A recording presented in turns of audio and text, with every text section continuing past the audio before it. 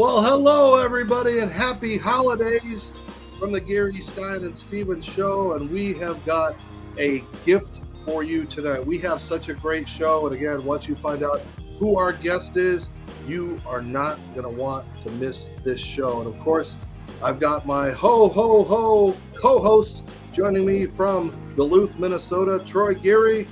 Happy holidays, my friend. Yeah, Merry Christmas, Happy New Year to you, Dave. Nice and warm out up here in Minnesota, and looking for the show. I mean, I've been waiting for this show for a while. Met this guy a couple months ago, and just a great dude all around. It's not just met as much as an actor he is too, but we'll get into that here in a minute.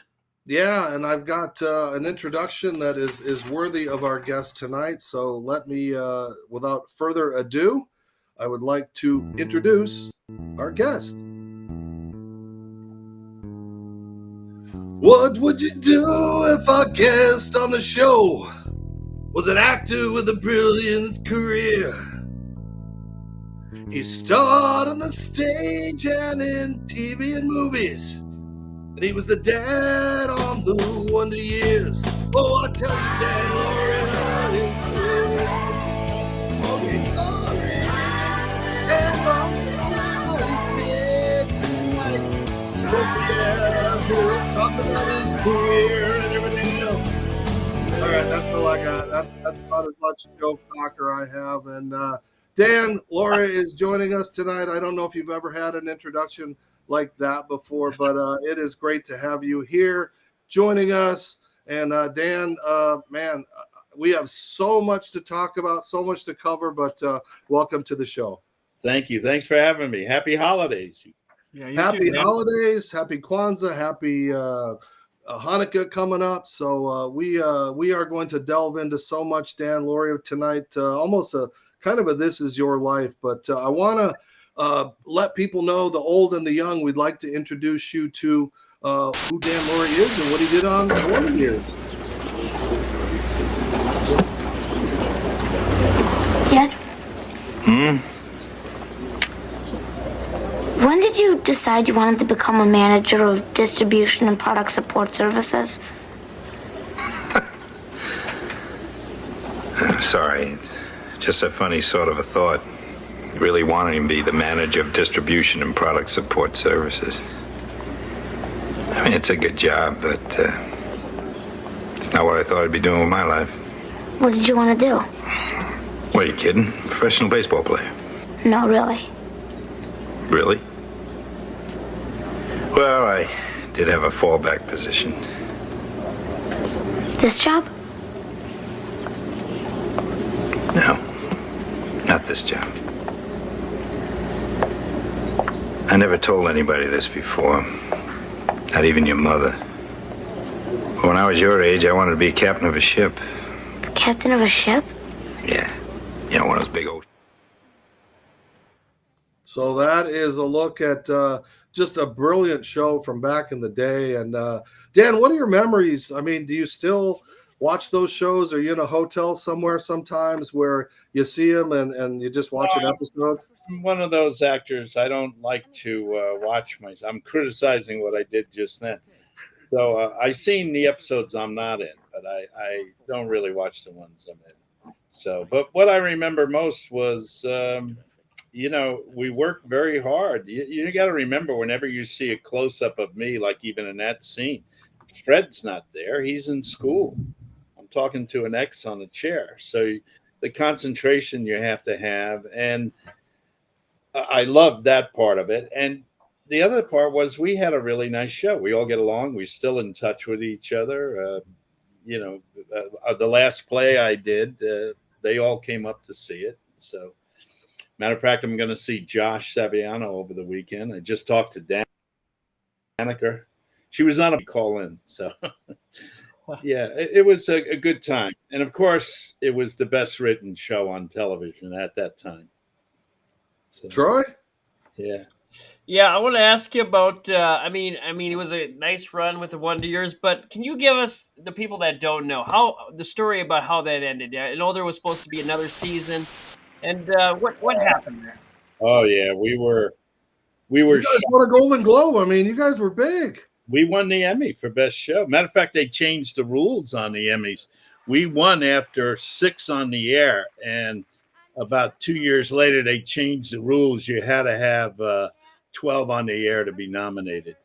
So, but we always won the best writing one, and it was just a good show. And we were, they moved our night, but we were 27 out of 166 shows, and we got canceled.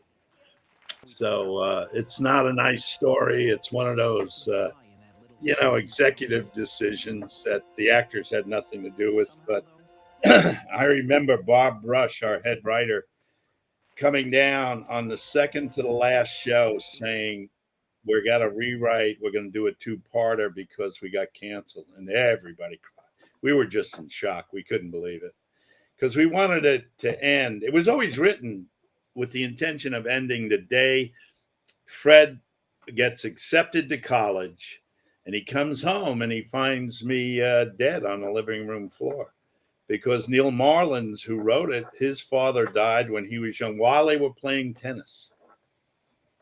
And that was the end of the Wonder Years for him. So it was very powerful. Everything you hear in that last voiceover on the last show, that's what you would have seen if we had come back for 12 more. So. And now with all these reboots and everything that they talk about, there's not even a chance for you to come back unless they do some sort of Dallas type thing where you didn't exist. Well, I don't know. There was talk about it. I know Bob Rush and I don't know if Neil Marlins had the idea of bringing it back where Fred is married now with 3 kids, and the mother has gone on and got remarried. But during the show, he goes out in the backyard and looks through a telescope, and I'm there on a swing like a ghost, saying, "See, you thought I was a jerk. You're doing the same thing I did." So I think it would have worked fine. But I don't know. They don't look at it that way. They're going the reboot they did with Dulé Hill, who's a good friend of mine. When they stuck to our formula, they did fine. But like Dulé said, they kept pushing it to be more of a sitcom. And you got to be one or the other. You can't be fish or fowl, Well, you guys became a legitimate family. I mean, as you mentioned, you've stayed in touch with them over the years. I mean, how did that closeness develop so quick? That chemistry seemed to be there right from almost day one. Well, a lot of it had to do with Fred. He, I think about the 3rd show in, he missed a day because of, I think he had the flu or something. Anyway, when he came back, he realized we didn't work. We couldn't do very much without him. He never missed another day during the entire 6 years, unless it was a school thing that had to be, that we didn't have a choice. So, and the parents of the kids were great. And of course, we had me and Allie, the old timers, Matter of fact, the first day on the pilot, they said, anything you can do to help the kid, we'd appreciate. And I did one scene with Fred, and I yelled out to the crew, "Don't anybody give this kid any lessons about anything."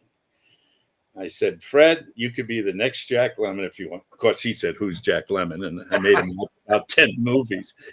But I told him, "You only have to know one thing, Fred. If it feels good, it's fine. If it doesn't, you're the star. Ask for another take. We're all here for you." And he was great. I know he's a great director, but I just wish he had stayed with acting. I did his first professional with him at Westport, Connecticut, and really? He was terrific. Yeah. Wow. Yeah. Now, the demise of the show, though, is pointed to pretty much one person. And I know you've talked about this before, but for our listeners who wonders, how did that go about? Well, Ronald Perlman, not Ron Perlman, the actor, who's my dear friend, but Ronald Perlman, who owned Revlon. He bought the rights to the show, and he bought the company that made the show, and he sold off everything the company had, like Sledgehammer and a lot of those other shows, Zorro. But the real money maker was the Wonder Years. And Bob Iger, who was president of ABC, he said, even if I stayed there, Dan, I couldn't have stayed the Wonder Years. He was impossible to deal with. and he sold the rights to Ted Turner, and he tried to make it, or somebody in his office tried to make it look like Ted Turner was the reason why we were canceled. And Ted Turner, who never did any public speaking, he came out right away, went right on the air and said, look, I offered to buy 100 more. I'll buy every one they make. And then Ronald Perlman, and this is an exact quote, the amount of profit did not warrant another season. That is just crazy. I mean, you can edit this out, but I'm telling you now, if the two of us are ever in a room together, only one of us is coming out, and I wouldn't bet on him. No, I wouldn't bet on him either. I've seen you in action, so. Yeah. Oh, man. Yeah, all these years later, we still see it on, all the reruns. I mean, so does he own the I guess subsidiary rights, like when it goes. Okay. But there was a screw up on the music, on the rights for the music, and that's why it's not shown. I don't know if you'll notice this, but whenever anybody starts a new streaming channel, they always start with the Wonder Years, but you don't see them bring it back that often because it costs too much for the rights of the music. So that is, poor R.I.P. Joe Cocker from what made them decide to go with that song? Do you know anything behind the song and the music? Yeah, that's a great story. We're the only show that had a song. And the story I got from our producer, Ken Topolsky, great guy, they sent a copy of the pilot. Somehow they got it to Paul McCartney with the Beatles singing it. And Paul McCartney actually got back to him and said, I love this pilot, but we don't own the rights anymore. The Beatles didn't own it. He said, but let me see what I could do. And, the way Ken told me, he said, we thought we'd never hear from him again. And a few days later, he got back and said, listen, they're going to let you use our song, but you can't use our version of it. And I've asked a friend if he would be willing to do it because he sings it in his act. And it was Joe Cocker. I've never met Paul McCartney. If I do, I would just love to find out how accurate that story is and thank him, That is great. There hasn't been another show with a Beatles song. Yeah, we haven't, and probably won't be again. But wow, so many great stories, and we've got so many more coming up. We're going to pay a couple of bills. Don't go away. We are sitting with a legendary actor on Broadway and movies and television and Love Boat and Murder, She Wrote. Were you ever on Murder, She Wrote? No, that's one I didn't do. I would love to work with Angela. All right, so many different ones, but don't go away. We are spending a little time with Dan Lauria. We got a lot still ahead. We got to touch on where he came from in Connecticut, how he got into acting, and of course, his coaching in Major League Baseball and in the NFL. So don't go away. You're watching Geary Stein Stevens, a special holiday edition. Ho, ho, ho. Don't go away. Serendipity Yacht Cruises and Events wants you to come party with us. We're bringing the fun to the Houston Bay Area. Stay tuned for all of our incredible events throughout the year, featuring amazing food and drinks, live entertainment, special guests, and so much more. Fun, new, different. Serendipity Yacht Cruises and Events is where you want to be. So come party with us. It's more than a yacht. It's serendipity. Hi, this is Kathy Ireland. So excited to share with you today our incredible Kathy Ireland Nutrition Supplement Powders by Amoxi. We have a beautiful array of powders to help you live a happier, healthier lifestyle. Our focus is on bringing families a nutritious option to complement your daily routine. With Collagen Plus, you'll see improvements in your hair, nails, joints, and bones, as well as skin elasticity and hydration.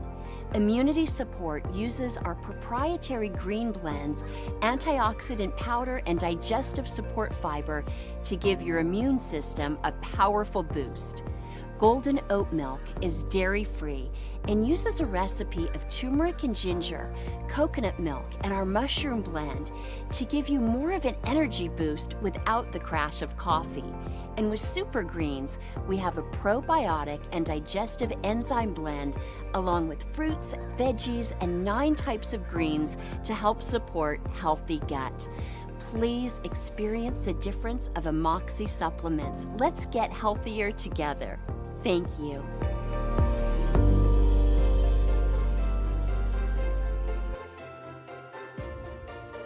All right.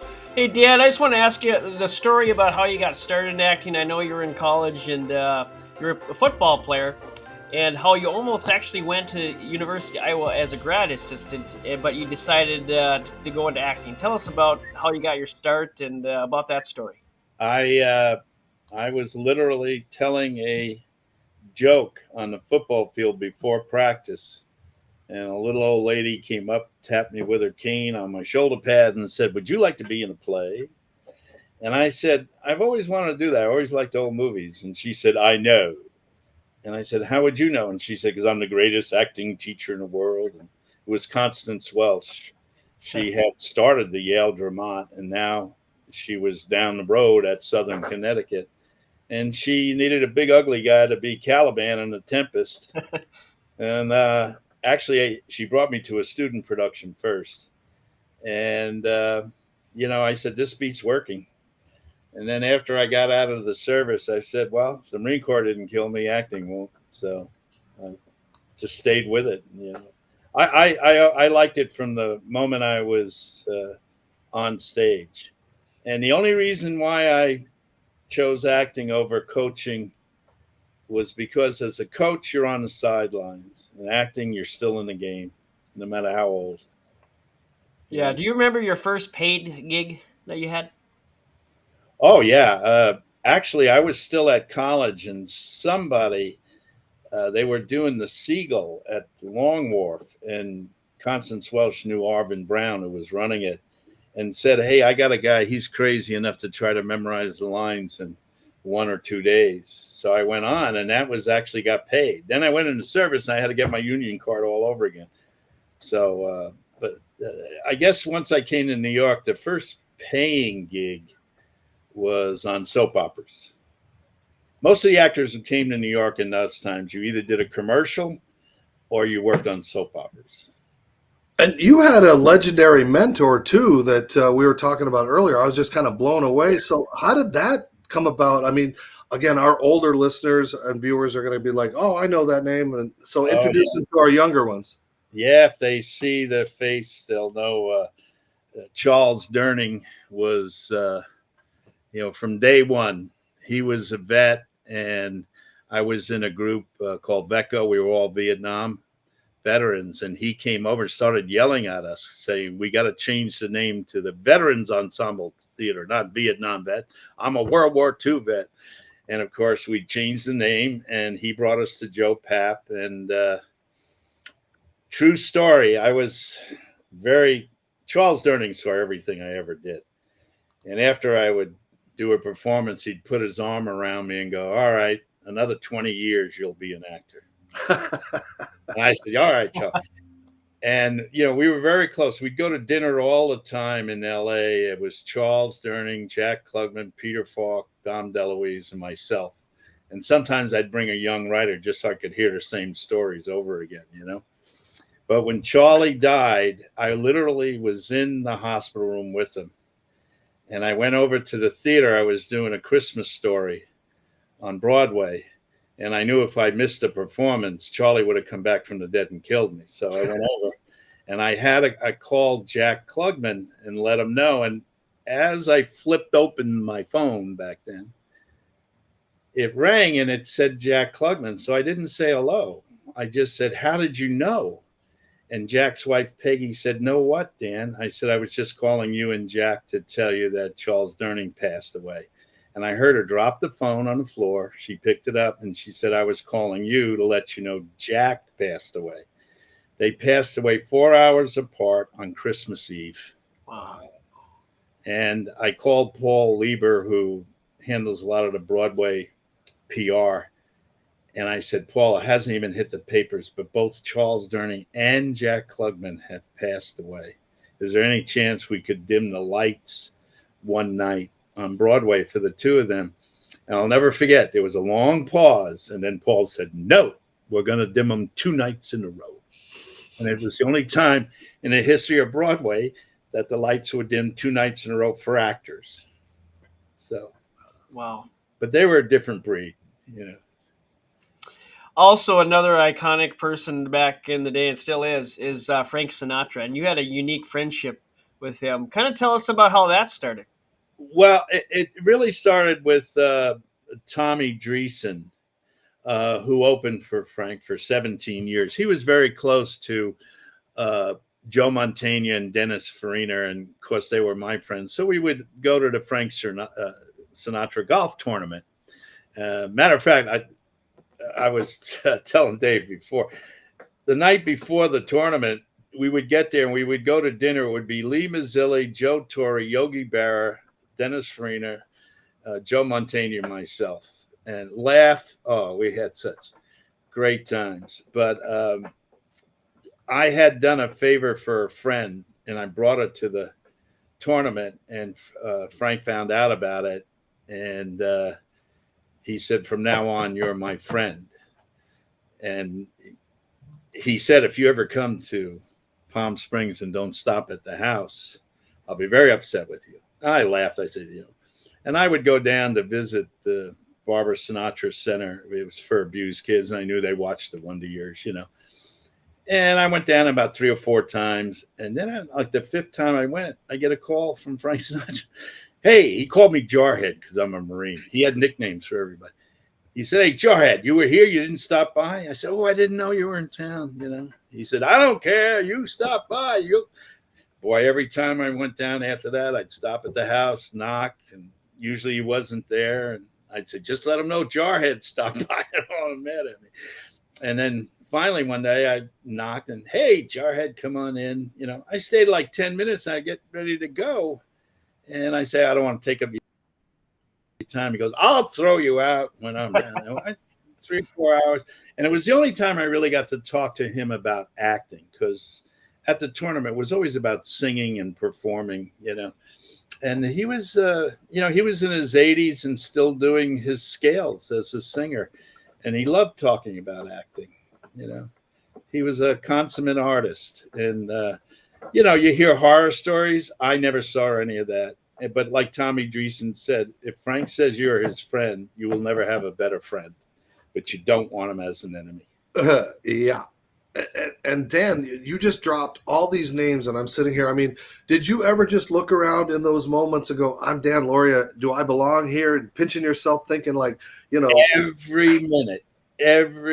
I mean, we had a card game. And I can show you some of the pictures.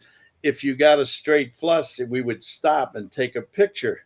And, well, the one with Charles Durning, in that picture is me, Sid Caesar, Joe Bologna, Rod Steiger, Tom Poston, and I forget who else now is in there. And then Charlie got me involved with the National Veterans Foundation, and I'm still on the board, but there's photos with Jimmy Stewart and Cesar Romero and Robert Mitchum. And, you know, I got to meet all of them. And a lot of it had to do with, after the Wonder Years, I produced a couple of plays. One of them was A Bronx Tale. And De Niro's company bought it from us. But I didn't want to keep doing that. But Charlie made me start a reading series where every Monday night we read a new play to help writers get literary agents. And it caught on. So you wouldn't believe the stars who read. And we did one a week for 9 years.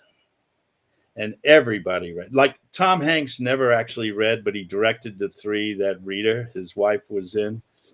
And we had one play about 4 old gay men who meet at Thanksgiving. It was called Thanksgiving. And my 4 old gay men were Charles Durning, Rod Steiger, Jack Palance, and Robert Mitchum. Wow. The worst rehearsal in 9 years. Oh, man. That would have been a heck of a movie. That would have been a heck of a movie. Wow. Oh, they didn't want to rehearse, but the reading, you would have thought they rehearsed for 10 years. They were such pros. You know? Now, Dan, you've touched on your military career, obviously kind of sidetracking you a little bit, but, you did serve 3 years. You made it as a captain. And I was captain. Yeah. Talk a little bit about what that was like. And, that actually had some influence on your acting career. And then you got to be in, I think it was Independence Day, where again, you get to play a big military leader. But how much of your military helped you as far as being an actor, being organized, maybe, paying attention more? Yeah, all that stuff. I mean, I'm always glad when people bring it up because, Hollywood has a way of making it sound like you were a war hero or anything. We had orders to go to Vietnam. They stopped us at Okinawa because they were pulling out all the Marines. And we would float off the coast, get ready. And that's why technically I am a Vietnam vet, because we were in hostile waters. And then at the very end, I went in to teach South Vietnamese to call in airstrikes because our Marine planes were still flying in from Thailand. But as soon as they found out we were there, an order came, get those Marines out. And I'm speculating, but I got a feeling they didn't want the public back here to think they were redeploying Marines in. So I was there for, a few 2 weeks. And the people I served with, though, my company commander overseas was, he was Captain Carlton Fulford, who became 4-star General Fulton, in charge of all Marines in Desert Storm. He still comes to my plays. My first sergeant came till he passed away recently. My platoon sergeant, Dave Schmidt, we still keep in touch with him. And, you learn loyalty and you learn, especially when you're on stage, it's not just your performance, it's everybody's there. I hate selfish actors. I really wish they would have spent a few years in the Corps. They would have learned their lesson real quick. Well, you've worked with a lot of heavy hitters over the year. I mean, some good, some bad. I mean, do you take a little of those experiences knowing, okay, when you're going to go against an actor who has a bad reputation or an actor that's, stays in the role and goes to the food line and he's still Abraham Lincoln or something like that? I mean, there's so much diversity. So what have you picked and choose? Yeah, I don't like to talk about the negative ones because for a simple reason, I never learned anything from them. I mean, anybody can be selfish, but the people I work with, like Charlie Durning and Jack Klugman, I mean, to be on stage with Peter Falk, every moment was a learning. And when you hang with them and talk with them, it was never about, oh, that performance was good or this performance was bad. It was always about choices. Oh, I like that choice. Oh, why did you pick that? Why didn't you laugh there? And they wanted to know why. And you learn from each other. But the selfish ones, like I did Earth to the Moon with, I didn't get to act with Tom Hanks, but he directed the 2 episodes I was in. And you hear all these stories about how nice he is. And in real life, he's even nicer. He made it so much, I'm meeting Tom Hanks and, I think the only reason why I got the part was I looked like the guy I was playing. And he liked my work and he went out of the way. He said, Dan, I can print every take of yours, and I, naturally I kidded him and I said, well, go to the stage. You'll be able to print every one of your takes too, and he just laughed. And, and I was good friends with Peter Scolari, and Peter would stay at my house in LA when he came out there. And his old bosom buddy castmate. Oh yeah. They were very close. But I'll give you a good Tom Hanks story. We're working on Earth to the Moon. I told him I'm on the National Veterans Foundation. I said, can I get a couple of posters with Band of Brothers or something signed? Because we have an auction every year. And he gave me the number of his secretary. He said, when this is over and you get back to LA, call my secretary. So I did. And she said, oh, we send a truck over. I said, what do you mean? He said he signed about 50 things. We actually had to have a van go over for all the things he signed. And then the next year I called, she said, yeah, he said, come over every year. So the National Veterans Foundation always had things to auction from Tom Hanks. Yeah, and you don't hear those stories. You hear bad stories, you know. No, and it's great that you bring that up because, again, thank you for your service, but you continue to serve the veterans, and you have over the years. And, Troy and I have worked with various organizations, and we don't do enough, especially times like this, that we're not, we need you guys to come home and feel appreciated. And I don't think you got that when you came home during your first tour. So thank you so much. Wow, it's my honor. All right, and we talked about the stage, so the stage has been set. When we come back, we're going to talk about some amazing things that he has done on Broadway, what he's doing now, and what the future holds. So don't go away. You're watching a very special edition with Dave, Troy, and Dan Lauria. Don't go away. Just can't shake this loneliness. Am I drinking too much? Are these mood changes normal? You don't need to answer these questions alone. Easter Seals wants to make sure you have the mental health support you need. So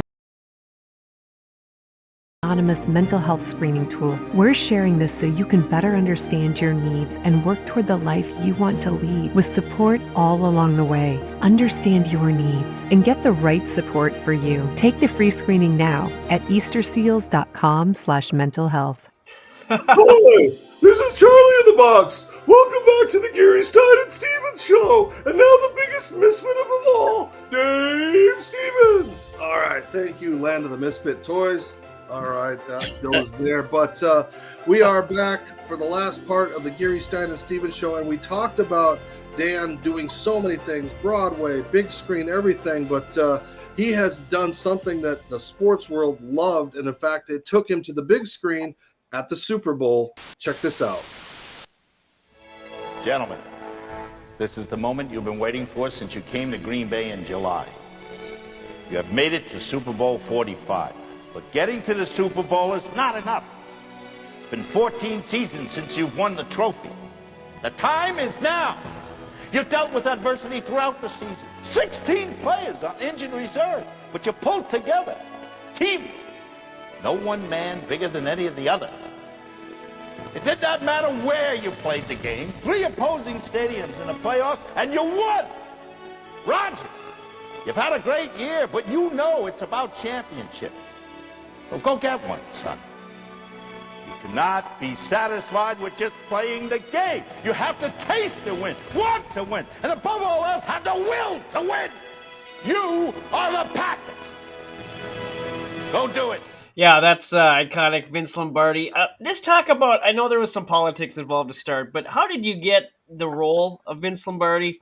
And, in the NFL basically said, we want you. Well, again, personal contact has more to do with anything. Years ago, I met 2 young kids that were working on a play in the basement of the bookstore. And I brought my agent to see them. And my agent said, the director looks like Clarabelle with dark hair, and the Puerto Rican kid doesn't sing that well. I said, screw them. And I gave him my New York apartment. And, well, it was Tommy Kail and Lin-Manuel Miranda. Shows you what they know, right? Wow. So they asked Tommy Kail to direct Lonbardi, and they didn't want me because they wanted a movie star. They wanted Martin Sheen, who said, I'm way too old for this. I can't do 8 of these. And there was somebody else they had in mind. I forget who. But Tommy said, look, Dan's crazy. He'll come in for me and do the first reading at a table. And I came in, and David Marinas, who wrote the book it was based on, and Eric Simonson, who wrote the play, they said to the producers, we want him. He looks like Lonbardi. He knows football. He's not acting, And then they finally had a backers audition, and I came in again with no guarantee, but the NFL was there, and Roger Goodell was there. And after they heard me read, they went to the producers and said, we'll help you all we can, but he's got to play Lonbardi. So then they went into casting, and Tommy asked me for some suggestions. And literally the first person I recommended for the wife was Judith Light, because we had worked together on One Life to Live.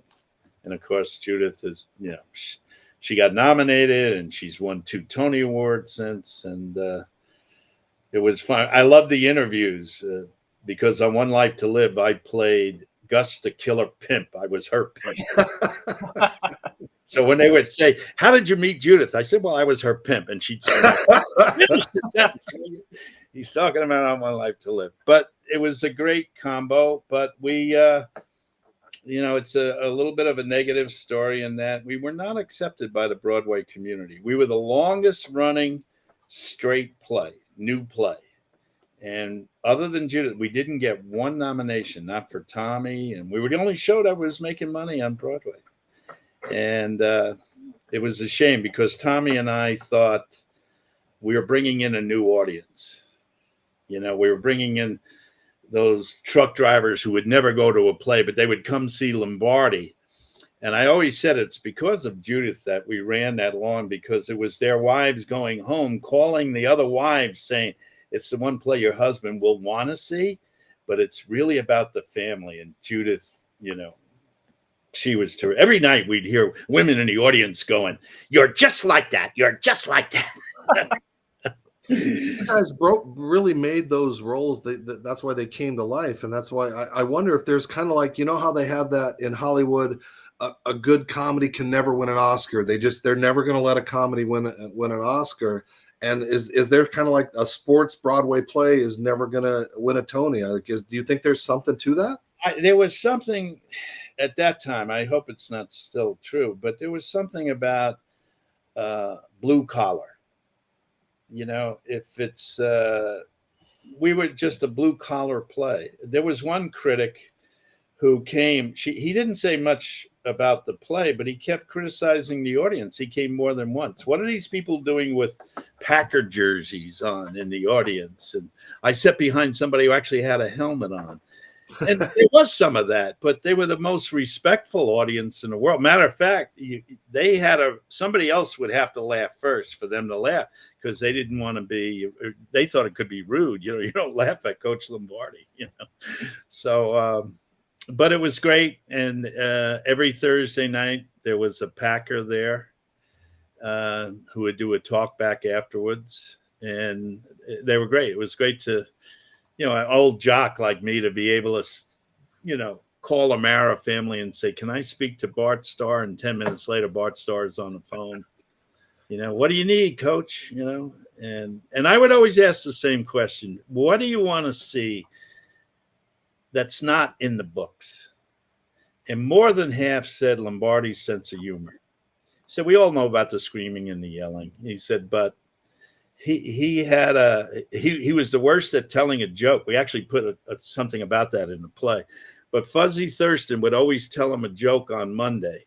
And on Friday, when he lightened up a little bit, usually Bart Starr or somebody say, "Hey, Coach, I heard you got a new joke." And then he'd screw up the joke, but he'd have a big laugh about it, How much did you work on the mannerisms? Again, it's bizarre how perfect you are as that role, and you had the mannerisms and what the hell's going on, all those kind of things. So how long did it take you to become Lombardi?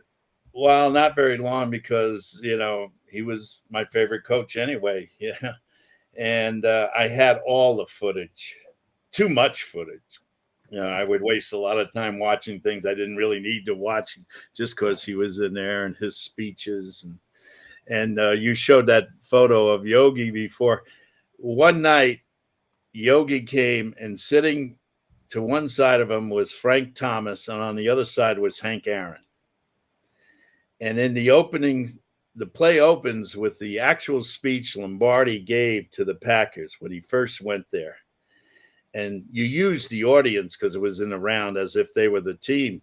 And in the speech, I looked right at Yogi, and as part of the speech, it says, "We're going to be the Yankees of professional football." And Yogi just went nuts. He clapped. And afterwards, they came backstage, and Hank Aaron, great guy, he puts his arm around me and goes, "Thank God you didn't say Yankees again. Yogi would have killed us. He was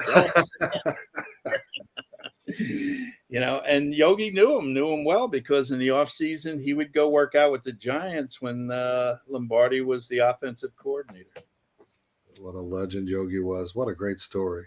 Oh, great guy. I want to kind of follow up on that, Dan. Let me give you a yogiism that's not in the books. We're at the Frank Sinatra tournament. We're ready to play golf.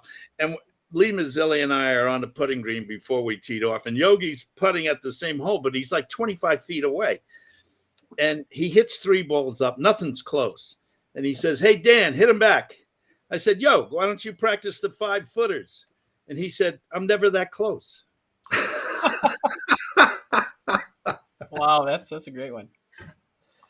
I kind of want to follow up on that with the Lombardi thing, but you've done a lot of roles that you're playing a fictional character. How much does you see right now? Like, I don't see a lot of method acting anymore, and you like I said, you were really good at it with Lombardi. You dug into it, Tip O'Neill and Reagan. What do you think about that? Well, you don't see much acting now at all because of all the mass editing. I was telling Dave before Oppenheimer won Best Editing, the longest take with 2 actors in the same frame talking to each other is 12 seconds. Wow. That's not editing. That's not directing. That's not acting. I haven't seen anybody listen on screen in years. Some of the independents, but again, they have a hard time getting things distributed, So like Charlie Durning would say, which our union never understood, it's not about money. It never was. Even in silent movies, it's not about money. They got all the money in the world. It's about power. And now with the mass editing, they own the editing machine. It's no longer a director sits with an editor, works out the pacing of the film and all that stuff. And it's why I honestly feel it's much harder for younger people today than it was when I started. All I had to do was learn how to act. They have to learn how to, be on a Facebook and have how many hits. And it's very little self-tapes. That's the worst thing that could happen to an actor. But it's hard to convince young people of that because they've come out of college never having done a play, but making 10-minute movies. I loved Charles Durning taught me right away. You never audition. You got 5 minutes to act. He said, don't waste your time looking at who else is there. He goes, you know who's there when I auditioned? The greatest actors in the business. Dolph Sweet and Kenny McMillan. They were all Charlie's peers. And he said, I'm telling you right now, every one of them gave a damn good audition on every audition they ever went. But so did I. But these young kids, they just do a tape. They don't like it. They redo it. They send it in. They don't get to meet anybody. There's no personal contact. That's why most of the movies I'm seeing seem very cold. And do you think AI is going to make that worse? Oh, yeah. I don't know. I'm glad I'm old. You're going to have to deal with that. Oh, no, I'm old school. I like the old stuff. Actually, like you were talking about, you actually had to act. No way of something. Matter of fact, do yourself a favor. When this is over, Google Playhouse 90 Project Immortality with Lee J. Cobb, Michael Landon before the Bonanza, my friend Patty McCormick. 1959. It's about AI. Wow. And well, you've lived how vision was and where we've gone to.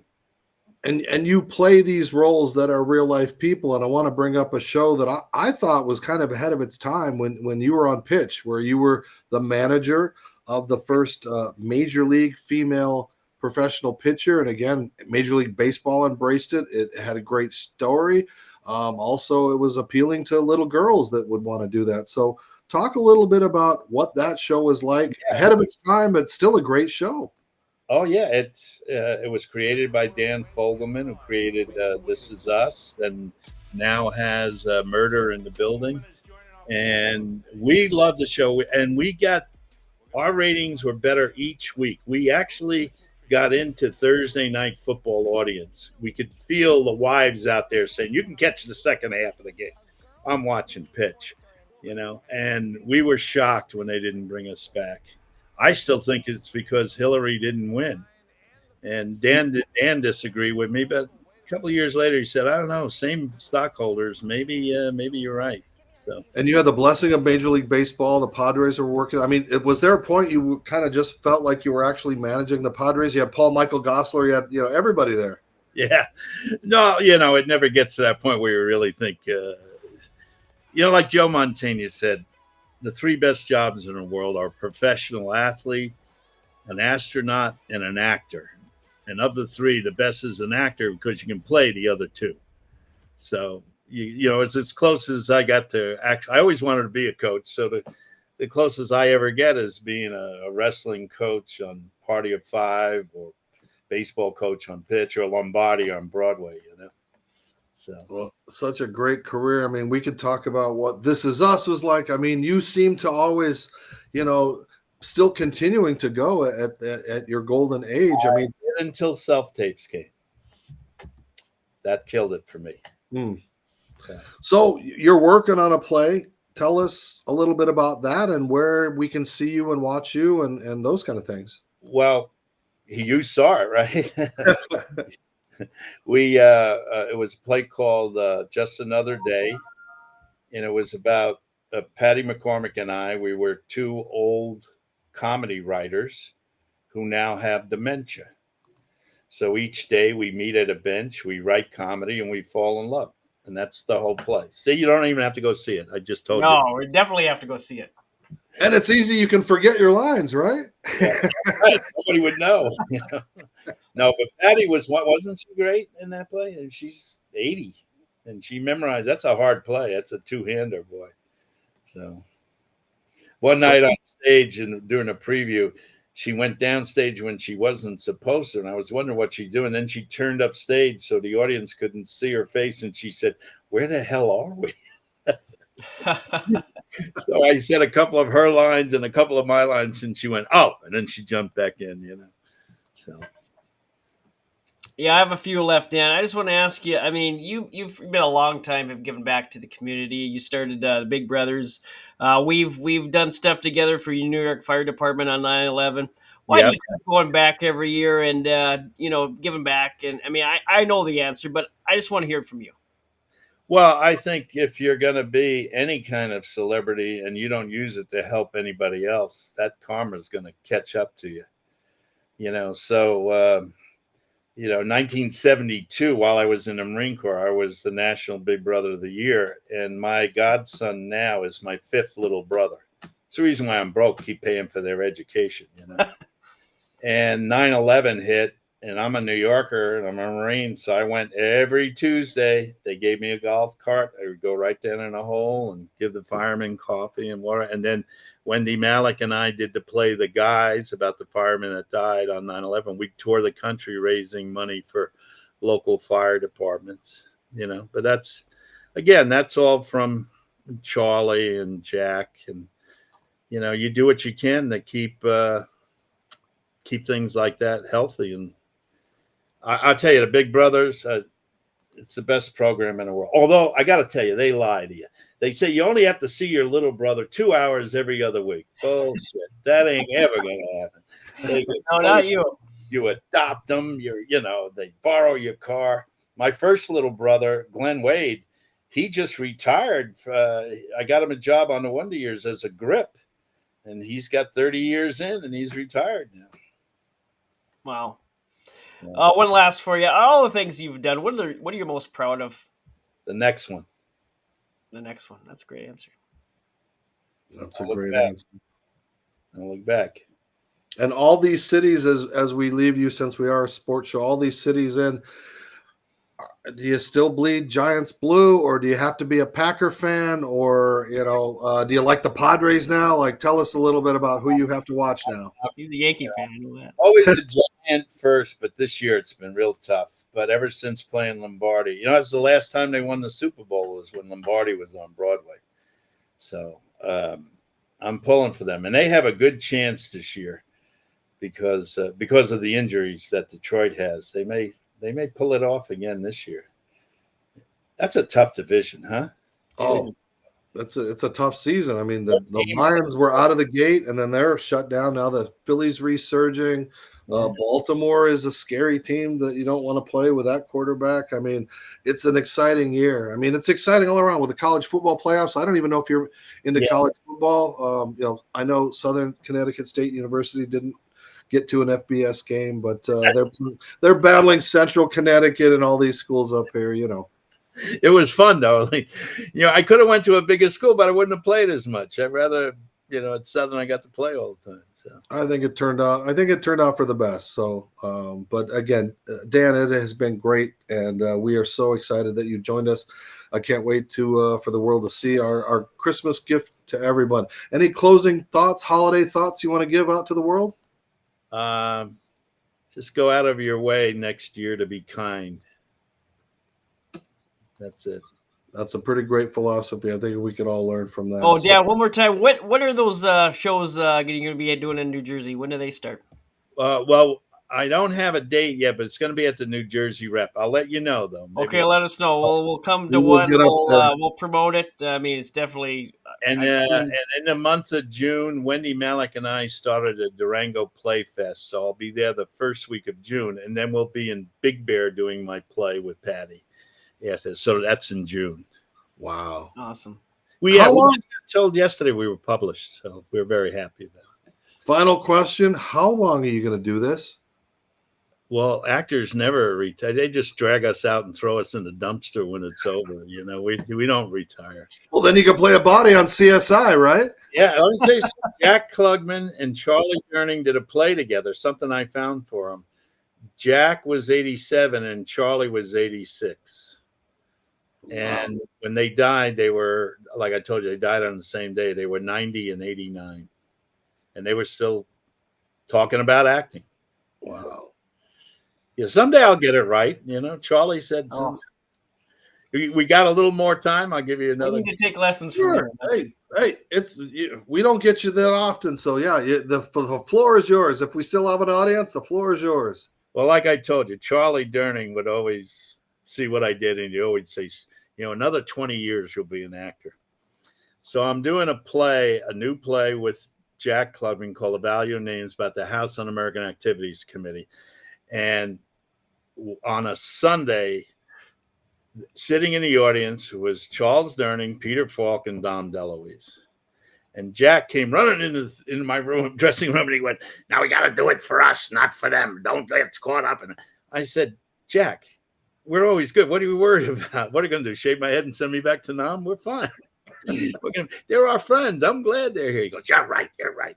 So we went out and we had one of those magic performances. I don't know what causes it. Nobody does. But while we're bowing, Jack said, "We got to get the boys together and find out what the hell we did right tonight." So Tuesday we go to dinner. We had Monday and Tuesday off. And it was great stories about acting. And Charlie, very emotionally, he put his arm around me and he said, "All right, Dan, another 10 years, you'll be an actor." I thought I won the Academy Award. And then Jack Klugman leans across the table, looks at the great Charles Durning and says, "Charlie, are you an actor yet?" Charles Durning leans over and puts his thumb and forefinger together and he says, "Jack, I'm getting damn close." And Peter Falk leaned over and went, "I think you're there, Charlie." So, Lombardi would have loved those guys. Oh, yeah. And he would have loved your performance of him. I think you've really done him justice. And maybe we'll see a resurgence again someday of it. Yeah, well, he died at 57. I was too old when I did it. But I think it's been done in most of NFL cities. And I got a feeling, especially if Green Bay gets there, it's going to be done all over again. It's a good play. It's a great play, and you're a great actor. And we thank you so much for joining us on this holiday edition. Dan Lauria joining us. And those Christmas tunes, I hear we got to go. But again, thank you so much, Troy. Happy holidays to you and your family. Dan. All right. Thanks for coming to play. Thanks for having us. We'll be there, Dad. Let's let us know. Yeah, we'll be there. Happy holidays to everybody out there that supports the Geary Stein and Stevens Show. Again, you can watch us on your home TV. We're on Roku. And don't forget, reruns of the Wonder Years are on Hulu and Disney Plus because he likes to get those 13-cent checks every now and then. Right, Dan? I got one for 2 cents the other day. All right, everybody, take care. Happy holidays. And that's it for the Geary Stein and Stevens Show. We love you. Take care.